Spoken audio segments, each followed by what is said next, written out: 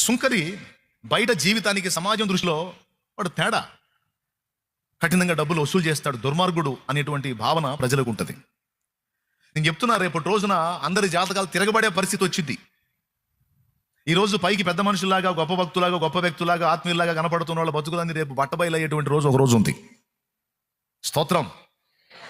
తిరగబడిద్దని ఎందుకు చెప్పానో తెలుసా? ఈరోజు దరిద్రులుగా, ఈరోజు బలహీనులుగా, ఈరోజు చెంచలులుగా, అస్థిరులుగా ప్రస్తుతం మనం కనపడుతున్న వాళ్లే రాబోతున్న రోజుల్లో బలమైన పాత్రలై క్రీస్తు కొరకు సాక్షులై భగ్గున మండే రోజులు రాబోతున్నాయి. ఈరోజు ఇక్కడ కూర్చున్న వాళ్ళు తాగుబోతోళ్ళు ఉండొచ్చు, వ్యభిచార పాపంలో ఉన్నోళ్ళు ఉండొచ్చు, మాదక ద్రవ్యాలకు అలవాటు పడిన వాళ్ళు ఉండొచ్చు, మొత్తానికి ఎవడో తీసుకొస్తే వచ్చి కూర్చోవచ్చు.